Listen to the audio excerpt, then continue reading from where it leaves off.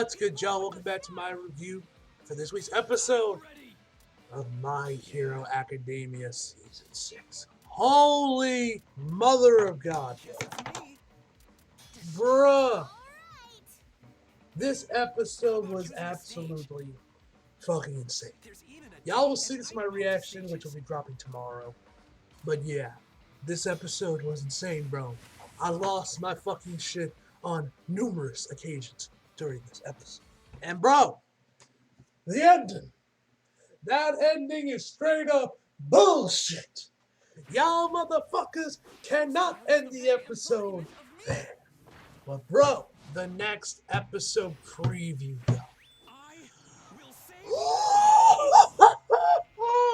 bruh. Now, I'll talk more about that one at the end of the review. We'll talk more about the post about the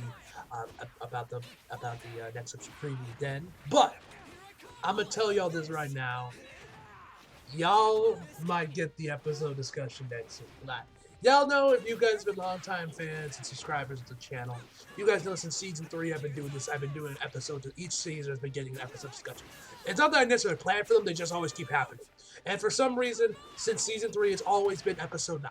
Don't know why it's always episode 9 in particular, but episode 9 is always the episode that gets that has so much good shit in it that I have to do a separate video on it after my review to discuss one thing in particular. I've been doing it since season 3. And I was wondering, like, would I even do it for season 6? Where would it even fit in, you know?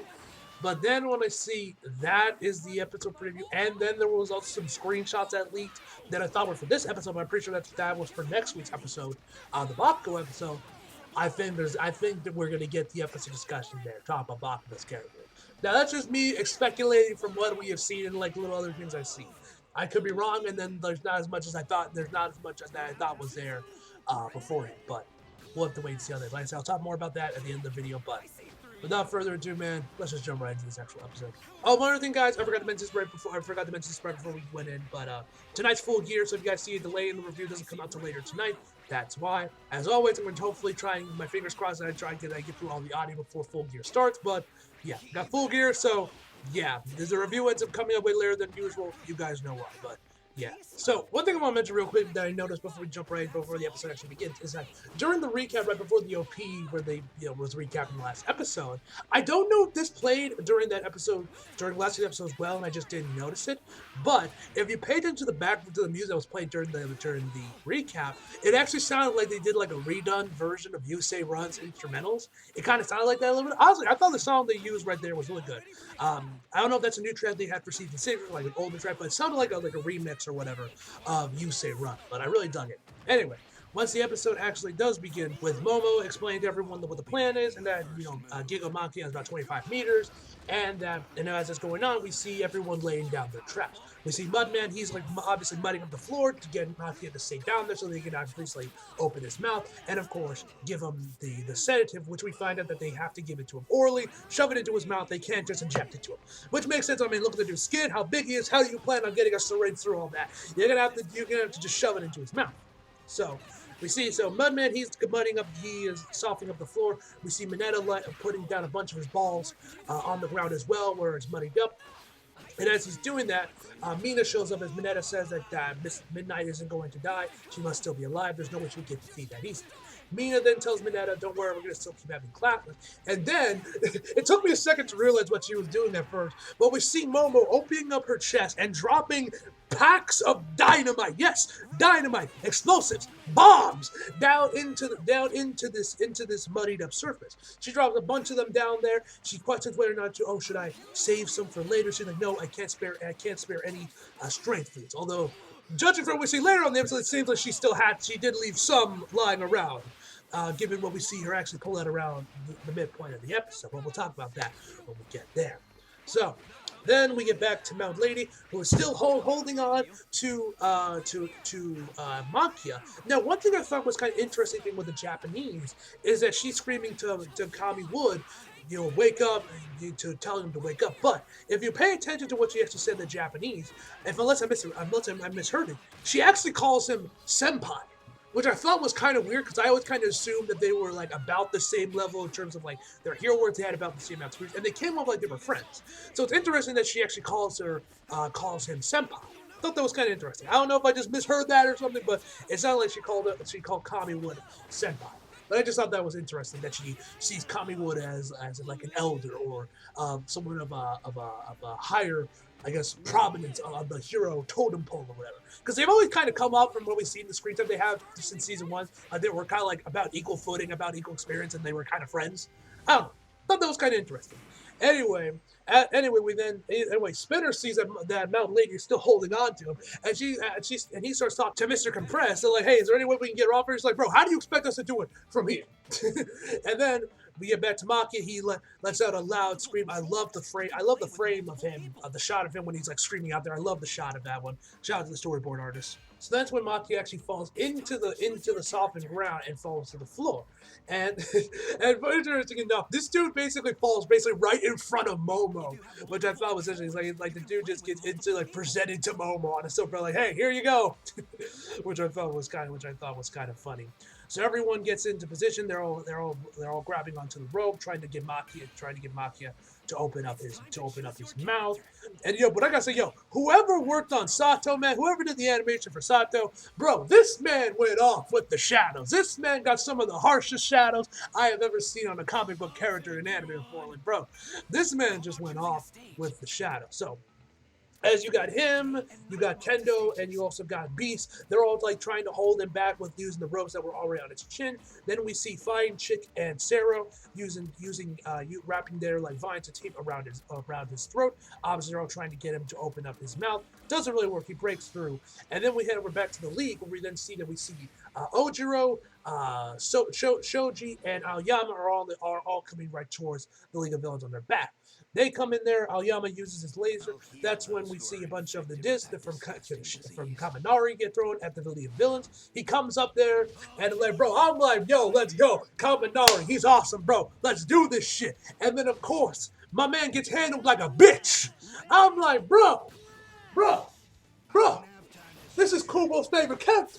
Why you gotta do him like that? And you gave him that badass bloodline moment in episode 2. What's this about, bro? Why you gotta do Kaminari like this, bro? Right before he's firing his attack, that's when Mr. Compress fires more of the debris at his face and he sends him plummeting to the ground. I'm like, bro, why did you have to do him like that, brother? This is unnecessary. So, anyway, they managed to finally get his mouth open.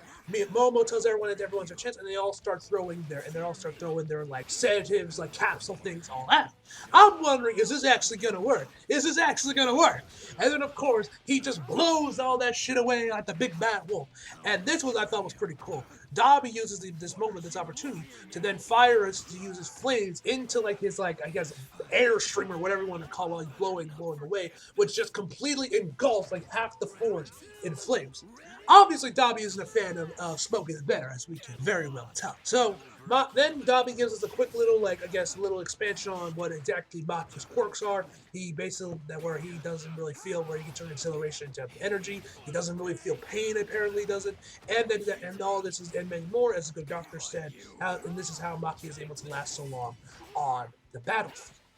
So he rips off the little balls of the ropes that were connected to his chin by Minetta's balls. Momo still is not deterred and fires off the dynamite, which sends him right back into the floor. She tells him that as long as they set explosive in the softened ground, if they get him to go in there deeper, we can still win this fight.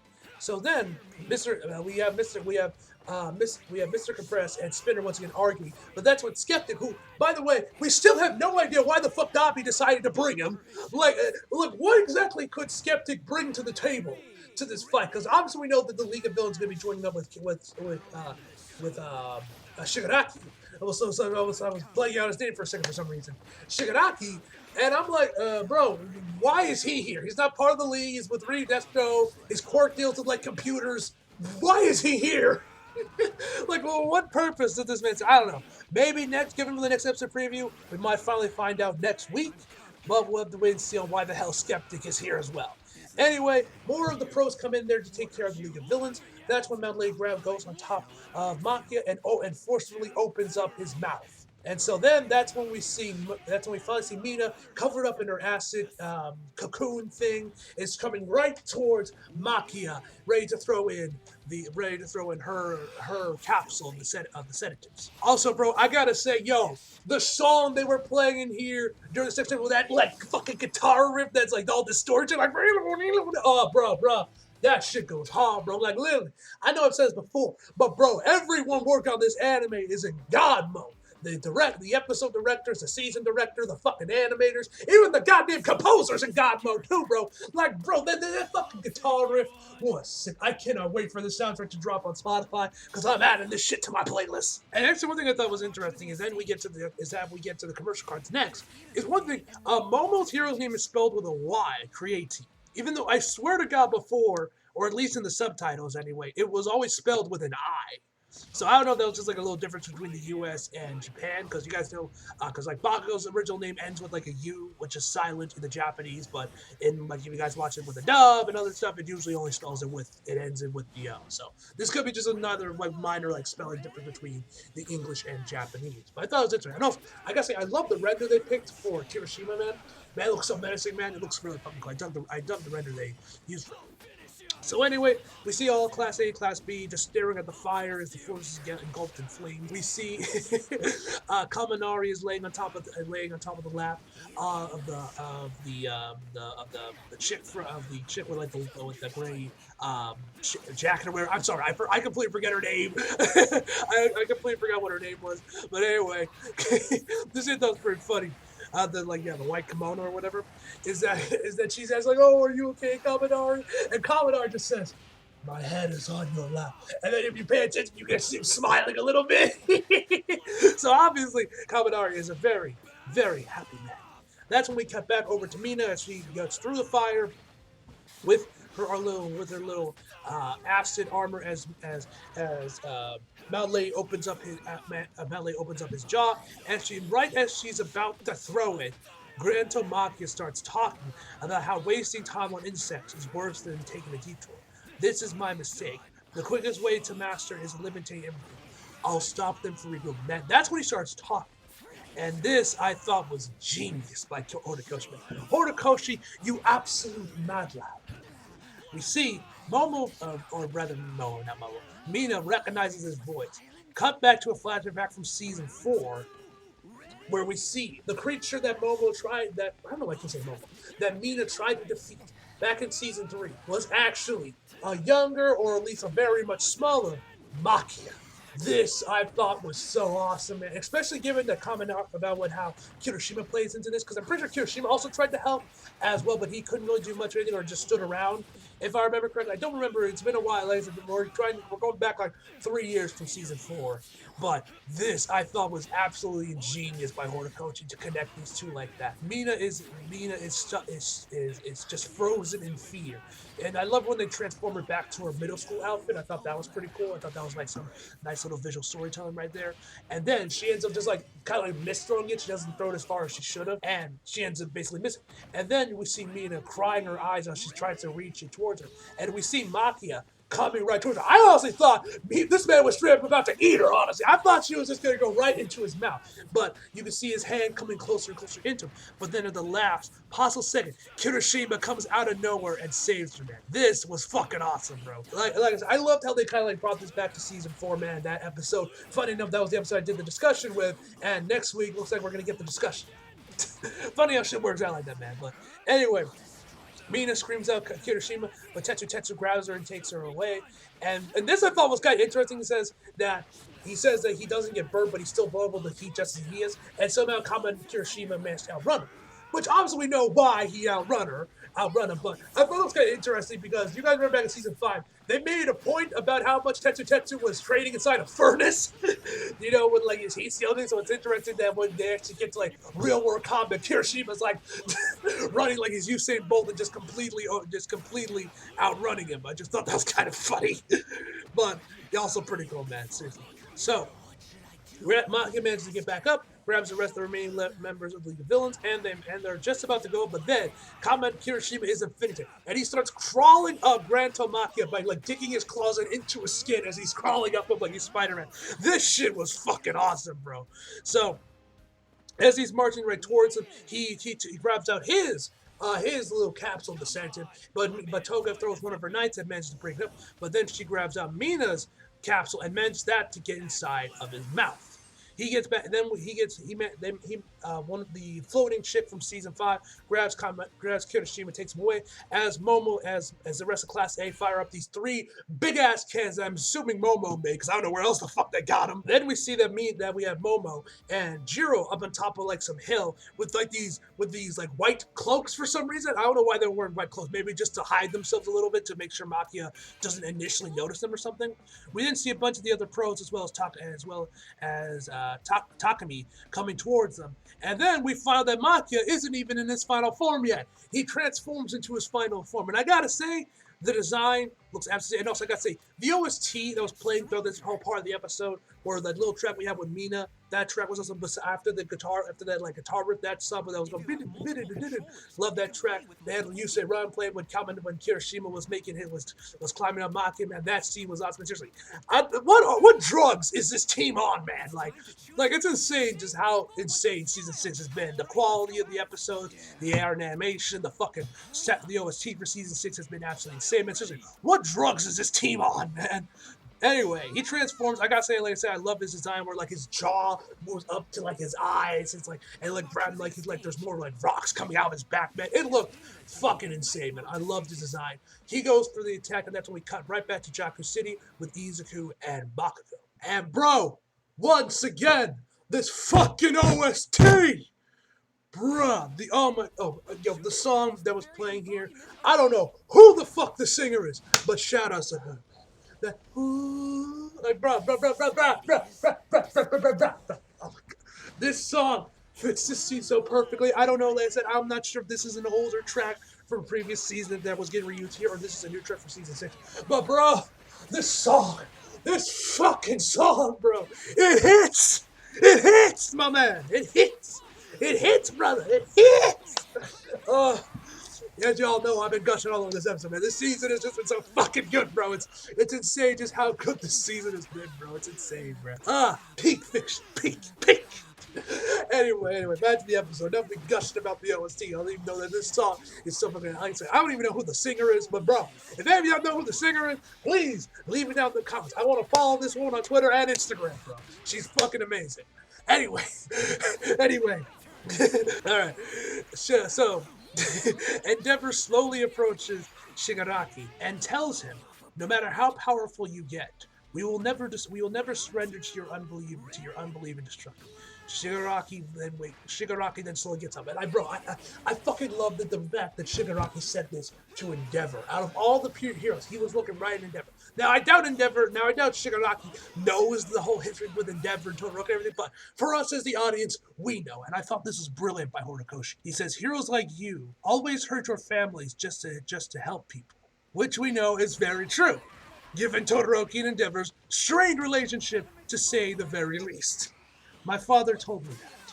Belief. I have my belief. I used to have it. Gran Trio asks, "What are you talking about?" That's when Shigaraki starts to get back on his feet. "People like you pretend to protect society. It's been this way for generations. Heroes have always ignored the things they can't protect. They hide their pain. They build this shallow world." We then get a quick flashback to season 5 when that old lady kind of ran away from helping Shigaraki. Like, "Oh, I'm sure a policeman or a hero will come and save you." In the end, you become corrupt and filled with madness. And once again, this is when the song starts to get louder, bro. Oh my god, this fucking song is too good, bro. This song is too fucking good, bro. Anyway. This is the result of small things piling up over time. We then pan over some shots of heroes trying to get the civilians out of the way, a bunch of scum who take protection for granted. And then we get a little bit of Uraraka screen time, which is always a plus as she consoles this little girl. That's all. Y'all know me. It's always a good thing. It's always a good thing. It's always a plus whenever Uraraka gets some screen time in an episode, no matter how small it is. It's always good to see Best Girl in an episode. So yeah, I was a very happy man to see Best Girl in this episode. Anyway, Shigaraki continues on, and the hypocrites who give birth and protect these scum. Everything before me was denied by everything you people had constructed. This is why I must deny your values. That is why I destroy That is why I want more power. It's that simple. We actually get some shots of Izuku. My man's looking fucking pissed. My man Izuku, he's ready to throw down with Shigaraki, man. He's ready to throw down with this man. I don't care if you don't understand. You don't understand because we are villains and you are heroes. And I love this shot of Shigaraki as he stands up. His hair is completely covering his eyes. I'm pretty sure I actually saw this manga page like on Twitter yesterday or something. I'm pretty sure I saw this page. It might have been another Shigaraki belt, but I'm pretty sure I actually saw this page on Twitter yesterday with someone being like hyped up and they're gonna see his animated run. But I love the shot. This is probably gonna be the main shot of the thumbnail if I can figure out how to get rid of the subtitles. But yeah, oh my god, I love that shot of Shigaraki. That's when Endeavor just burns him up. But Shigaraki, he didn't finish it. He jumps over the flames. Endeavor is shocked that he can still move. He comes towards him. But then that's when Gran Torino manages to get him down to the floor, and he questions how he turned into this thing, Shimura. That is when we get another flashback back to Shimura and Gran Torino, where we actually see Shimura actually, I guess. I don't know if I want to say. I don't know if I want to say abandoned, but like leaves her son in I don't know what, like her sister's hand or whatever. I don't know who this woman is. I'm assuming it's like a sister or something, his aunt or whatever. But anyway, we get a shot of Gran Torino when he was younger. But I gotta say, I don't know if I mentioned this before in a previous review, but can someone explain to me how Gran Torino went from the height of a normal man to the height of a midget in his old age? Like how did this man get from being like, I don't know, maybe like 6'2" or whatever, how tall he is, maybe 6 foot, maybe 5'11" or whatever, when, he was like in his prime or whatever, to when he's now old, the dude's like 4 feet. Like, how did he get so shorter with age? Like, I understand him not being nearly as muscular because that's just age for you, but like, how did this man just like shrink? Just absolutely just shrink. But anyway, we then see them both. We see him and Shimura on top of some random rooftop. As she says, the ID has been altered and can't be traced. If he learned about Kotoro's existence, he used it as bidding, which I'm assuming she's talking about All for One. And then she says, I never had any children. Never ever. Sorahiko, which I'm assuming is Gran Torino's actual name. Never ever. I am childless. And this I thought was ingenious by Bones, where they once again play the audio again of Shigaraki saying, "You heroes hurt your families to protect people," and we get close up to when Shigaraki's dad crying as Shimura holds her one last time, and then Gran Torino says Shimura art her scouting back then, and it's ended with nothing but complete silence as we see a shot of her crying her eyes out, bawling her eyes out. This was fucking ingenious by Bones to have this. They say a picture is worth 1,000 words. I can definitely say with this one, man. Just having this whole scene just be filled with nothing but silence works so well. It actually reminded me of the opening of Wakanda Forever. A slight minor spoiler from Wakanda Forever. You guys haven't seen the movie yet. You guys don't want to get spoiled about the opening. I love the fact that after T'Challa, Chadwick, dies, that when they play the Marvel logo, it's the same. I'm pretty sure it's the same one they use when ABC aired Black Panther right after Chadwick's death, where it's just nothing but shots of Chadwick, and it's just playing. There's no song. It's just shots of Chadwick with like completely silence, if not like maybe minor breathing. And I thought it worked so well with Wakanda Forever, and it worked so well here in Hero Walker as well, man. I thought this was absolutely genius by Bone to just have this be filled with nothing but silence as we just see Shimura crying, bawling her eyes out, man. Fucking ingenious, man. Absolutely ingenious. Anyway, we then see Shigaraki, what looks like he punched through Gran Torino. This my boy Izuku, he is pissed. My man is out for blood. He comes charging towards Shigaraki, and Shigaraki just like goes right past him. And we find out that apparently he's gotten faster since then, and is making a beeline towards Aizawa. But then Ryuga comes in there, but Shigaraki managed to kind of poke his hand through and get his hand through her scales, but then Izuku comes back in there, has his hand wrapped around his throat. Why my man doesn't just start strangling him, I don't know. Well, he has his hand on top of his head, keeping him in place. And as Izuku cries out that that Shigaraki is the only person he'll never forgive, and Shigaraki says, "I'll never forgive anyone." So then he has Blackwood bind him, like completely wrap him around, and Endeavor comes charging towards him to fire off one last attack. But then we see Shigaraki managing to break through her scales, and that's when he pulls out the cork bullets. And at this point, yo, bro, y'all ain't ready for my reaction. I'll drop it tomorrow because I'm too busy today with this and Full Gear and everything. It's not going to be dropping today. I'll be dropping tomorrow. But y'all ain't ready for my reaction to this scene, bro. Because, bro, I go off. I lose my damn mind. I lose my shit during this part of the episode. Izuku realizing how dire this is, he goes full 100% with One For All and does a Wyoming smash. Why Wyoming? That's like the most random ass state to pick, but hey, whatever. I don't even know if he even hit anything or anything because it doesn't look like he hit anything. But then the next thing we see is that Shigaraki got that dog in him because he straight up bites Izuku's arm. This man legitimately just bites his arm, bro. Shigaraki built different, dog, man. He got that dog in him. But anyway, after that, that's when he fires off the bullets. Shigaraki says, I feel like I can overcome everything as long as I have my dream and my origins. He fires off the bullet, and it hits Aizawa in the fucking leg. And we end the episode off with one last shot of Aizawa's eye as his eye gets brighter. The red in his eye gets brighter for a split second. And that's when they cut to the credits. But bro, I was heated. Bro, I was livid. I was pissed off. I was scared. I was annoyed. I was every emotion you could think of when I saw those credits roll. This is insane, bro. This was absolutely insane, bro. And hell of a way to end the episode on, man. Absolutely fucking insane, bro. So yeah, that is where the episode ends. Then, of course, we have the next episode preview, which I already mentioned earlier on in the review, and how I think that this might be the episode where this might get discussion, considering it's going to be focusing on Bakugo. It's called Katsuki Bakugo Rising. The one thing that I'm curious about, because this episode will be focused on Bakugo, and one of the shots that I saw, which was like basically like ripped right out of the manga volume. I don't know if it was just one of the manga volume covers that they used for like one of the promotional images for like I guess the next episode. There is one scene in the manga that I did get spoiled about because it was just a huge moment you could not avoid. It was everywhere, bro. It was a huge thing. I'm not gonna say what it is, obviously, for spoilers and everything, but I am curious if that scene will be in the next episode or if that'll be in a later episode. Because something crazy happened with Bakugo in the manga around during this arc that I'm sure everybody saw. It was all over the place. Tokyo Source made a video about it. That's kind of how I saw it. But yeah, man, I'm very curious to know if that will be in this episode or it will be later on. Either way, from the other screenshots we get, Izuku's going off on Shigaraki. I'm very curious to see the scene between All Might and Bakugo as they're just talking, bro. Oh my god, the next episode is going to be insane, bro. Peak fiction incoming, bro. And like I said, this might be the episode that gets to the episode discussion video. Not sure. We'll have to wait and see on that if there is enough for me to do a separate video on it. But yeah, man, I'm hyped. I can't wait for the next episode, man. I'm kind of pissed off I have to wait an additional week to see the next episode, see what happens with Aizawa. Is he now quirkless? Does he still have his quirk? Did it not phase him?